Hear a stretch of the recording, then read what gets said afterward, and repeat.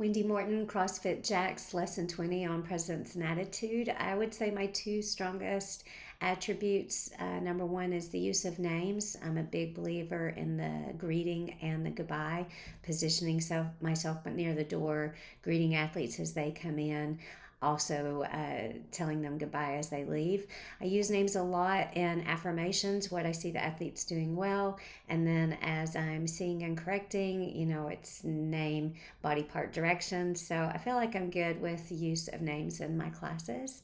I also care a lot. That is my other strongest attribute. I really want the athletes in my community to live a great and beautiful life and feel privileged to partner with them about their health, their fitness, their overall well-being. And I feel like the athletes know that I care about them. The two areas that I'm working to improve upon, and this is the same as my last go around on this lesson, is eye contact during the workout.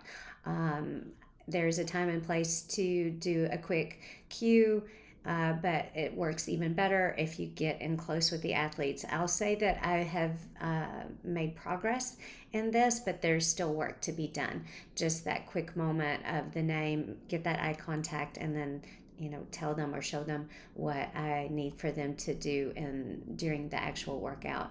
The other kind of weak area that I'm working on is I'll put this under posture. It's just those different voice levels. Again, I think I've made progress in this past year, but just there should be lots of different levels, especially during the teaching portion, not just kind of drill sergeant shouting, but there's time and place to get that attention with that shouty voice, but then bring it right back down and try to have it be more of a conversation. So still working on that. I had this in mind for yesterday's class, and it was 2 minutes of work, 2 minutes of rest. The 2 minutes of work was burpees and rowing. And during the 2 minutes of rest, I made like a game of it in my mind about waiting about 40 seconds for the athletes to kind of catch their breath. And between 40 seconds and a minute 45 seconds, just going around, checking in with people, looking them in the eye, offering something that I want to see in this next round of interval work that we were doing. And that went really well. What didn't go so well is that